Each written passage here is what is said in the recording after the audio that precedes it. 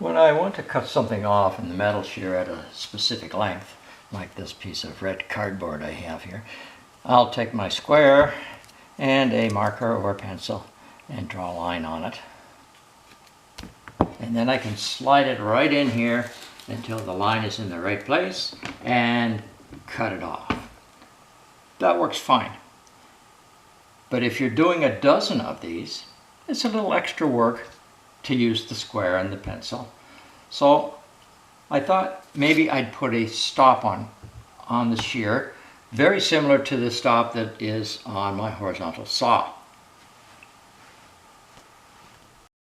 So this is the stop that's on my horizontal saw, and as you can see, we can just move it in or out, lock it where we want it, push the material through from the blade to the stop, and we can do a dozen or however many we want on there, and we don't have to mark anything. And this is great.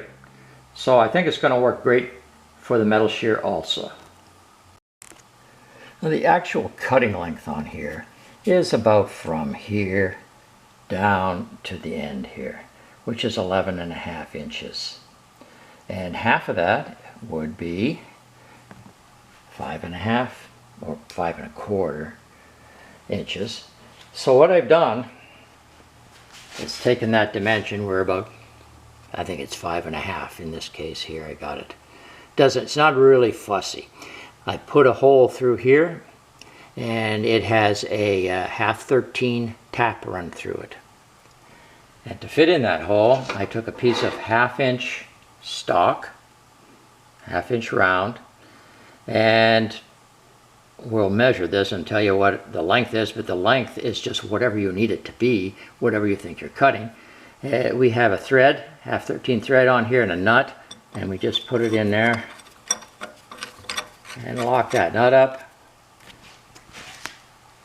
And we have a nice round bar.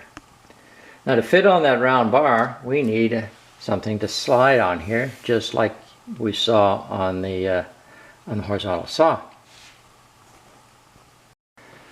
In order to make the slider, I took this 1-inch round piece of material and I cut it off at 1 inch long, and I bored a 1/2 inch hole in here, just a little bit bigger than a 1/2 inch, so that it will slide on this 1/2 inch rod.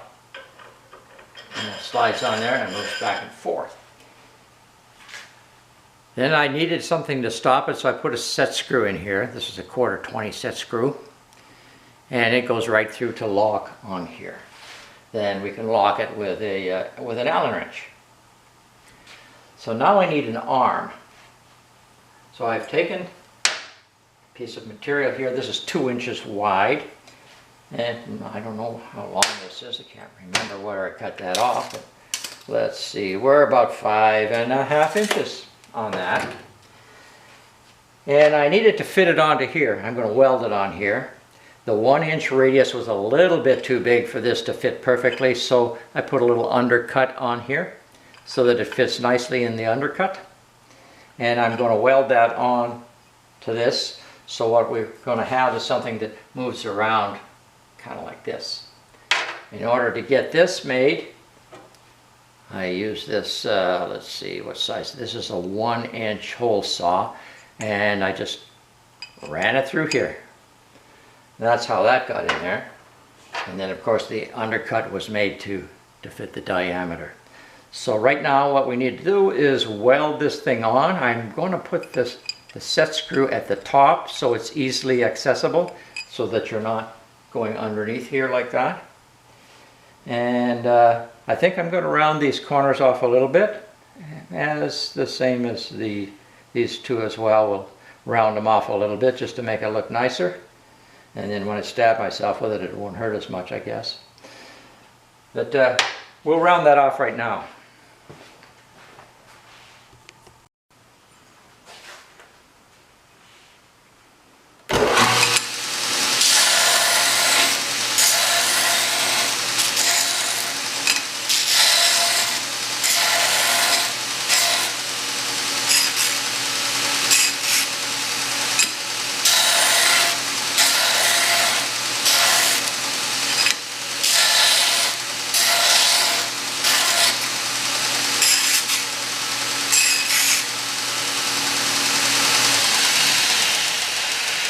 That's looking a little better than the square corners did.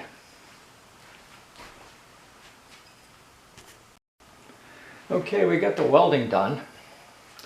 And although I had this paddle squared up to the center line of this 1-inch piece, and trying to get it square to here. So from here to here it would be 90 degrees in a perfect situation. Anyway, when I welded it, I got a little bit of warpage on here, and we're just a little bit out of square. Plus, on top of that, I have some wobble in this. When I tighten it up, it doesn't stay square.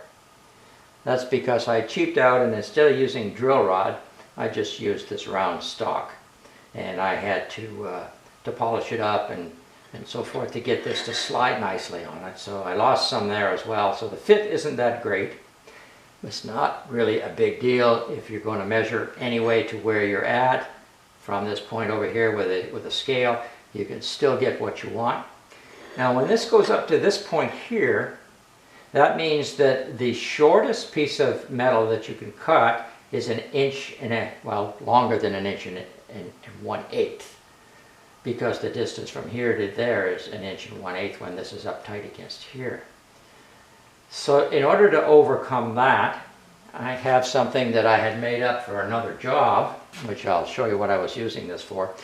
It's got a couple of magnets embedded in it.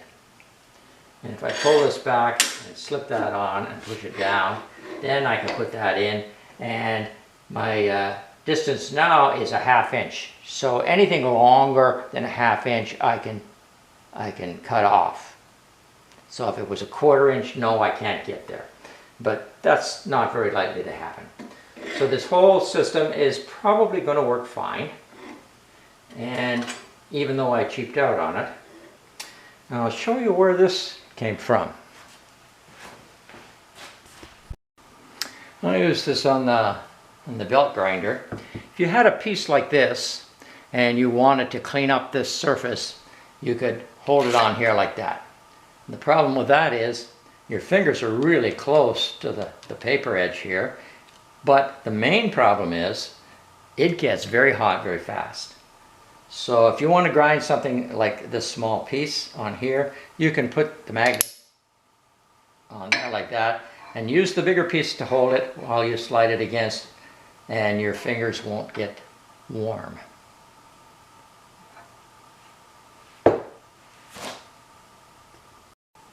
Now the reason I got into doing this whole project is this reflective tape. I wanted to cut little chunks off of this reflective tape so that I could use it out on my deck. And I'll show you the deck and how it came out. There was quite the drop off here, so I wanted to mark it with the reflective tape, and I didn't really want to use a long wide strip of it, so I cut little pieces off, and I had to do quite a few of them, and I had to mark every one. If I were to do that again or put it someplace else, now I can use a little device to expedite things.